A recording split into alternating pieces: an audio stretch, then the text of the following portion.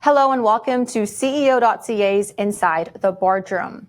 Today we're putting a spotlight on Brixton Metals, a Canadian explorer with 4 wholly owned projects, its focus being the Thorn copper, gold, silver, and molybdenum project. With us is Gary Thompson, Chairman, CEO, President, and Director, to tell us a whole lot more. Gary, I want to go right into talking about a tagline I see on your website. It reads, multi-generational opportunity. Can you tell us some top investment highlights that support this? Sure.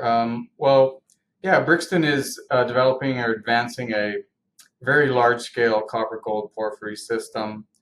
And for some of the viewers that may know or some that may not know, these porphyry systems tend to be quite large in scale.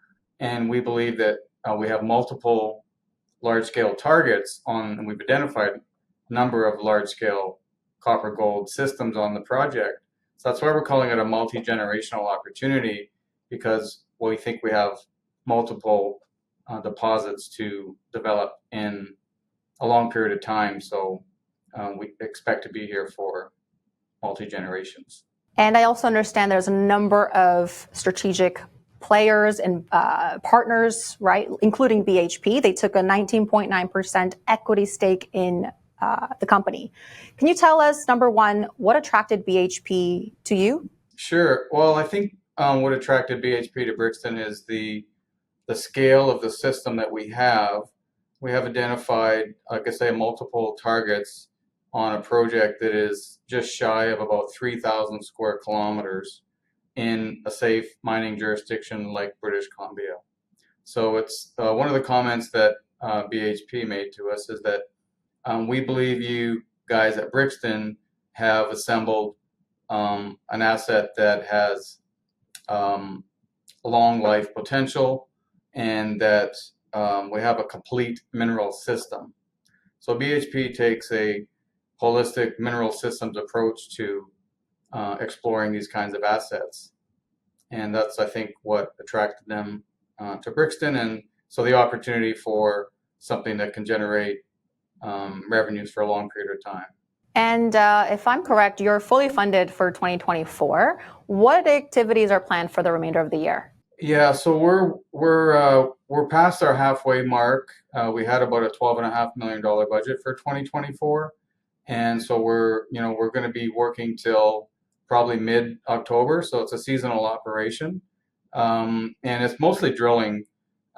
We've done some geophysics. We continue to do mapping and geochemistry work, but the bulk of the expenditures is drilling. And this year we've taken an approach to, we have a couple of significant discoveries, both for copper and gold on the project, different targets. And this year we're taking a little bit of a different approach and to test some of the targets that we've been working on over the last few years that haven't seen any drilling. So we want to understand a bit more about some of the other prospects that we have on the project. So that's kind of what we're doing this year. So far we've released 2 deep holes, so about 3,000 meters of something in the neighborhood of 14 or 15,000 meters that we'll get out of the season. So we've only released a little bit of those results. So we still have the bulk of those results to come out, and we're still actively drilling on site as we speak. Yeah, so we'll be expecting quite a bit of news flow at the end of your program. But I also want to understand what Thorn is really about. It's a copper dominant play. Can you tell us not only the size of it, or just review that again for us, but also what the drill targets look like for the remainder of the season? Sure. Yeah, it is. It's a big mineral claim group. It's about an 80-kilometer trend. If you look at it in a northwest-southeast trend, most of the work has been focused in around the sort of northern block, but that encompasses a handful of targets. I'm going to say we've got 2 pretty significant sized gold targets that are in the multi-kilometer scale anomalies at surface, and then some of the copper targets that we're drilling, like specifically the Camp Creek porphyry target, which has probably seen most of the expenditures to date, was a blind discovery in 2021, and we're drilling down to 1,500 meters. And some of the results that we published over the last few years, and including this year, where we're getting mineralization north of a kilometer. So you can imagine how long a kilometer is if you think, just look down the road and see how much a kilometer is. We're drilling into copper mineralization, those kinds of lengths. And we have about a kilometer by kilometer area that we're currently drilling at the Camp Creek target. And then these other targets are similar in scale, that they're multi-kilometer targets. So we're taking pretty big swings on some large-scale targets to see if we have other near-surface copper gold systems. And that's the goal for this year, is just to expand on what we know and look to make the next big world-class discovery. And just also want to understand your monetization strategy for non-core assets through your JV partnership with Ivanhoe Electric and Eldorado. Can you tell us a little bit more about that as well? Sure, yeah. Like, as you mentioned earlier, Brixton has 4 wholly owned assets. So our flagship, where we're spending most of our resources, is the Thorn. And we have these other assets. One is called Hog Heaven in Montana, northwest Montana. So we struck a deal with Ivanhoe Electric.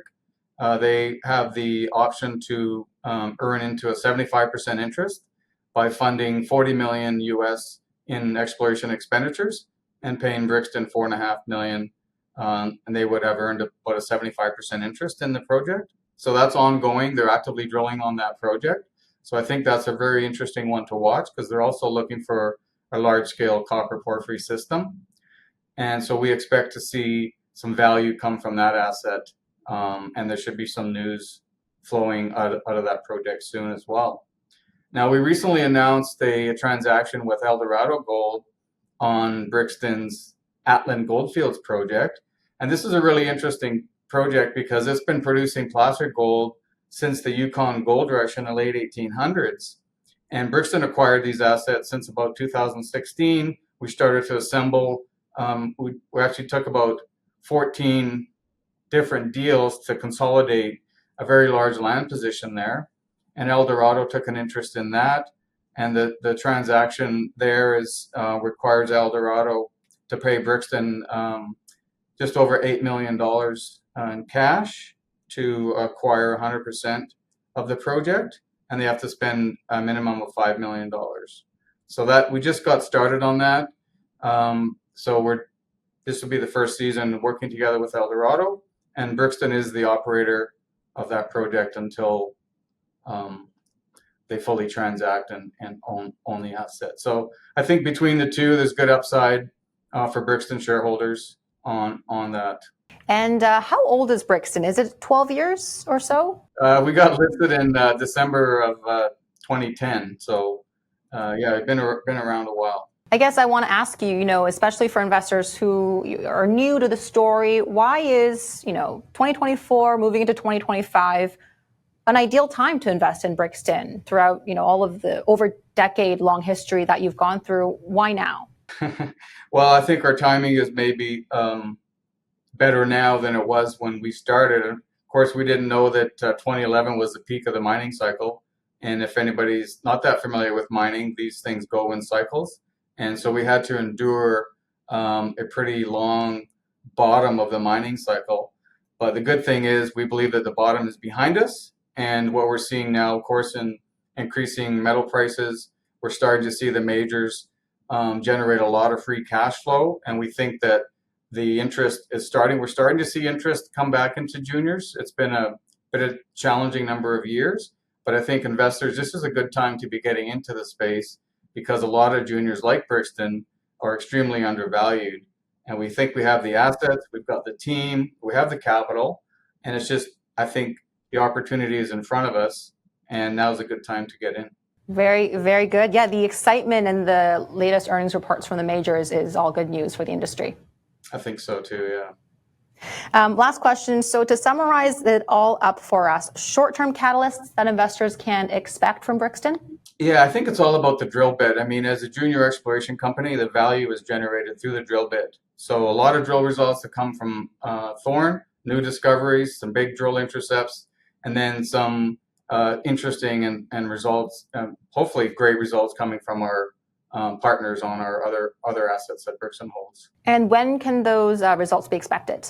In the coming months, towards the balance of the year, and perhaps trickling into the new year. Well, Gary, thank you so much for being here with us in studio. That was Gary Thompson, Chairman, President, CEO, and Director of Brixton Metals, found under BBB on the Venture Exchange. Thanks for being with us here on Inside the Boardroom. Make sure to subscribe, and we'll see you next time.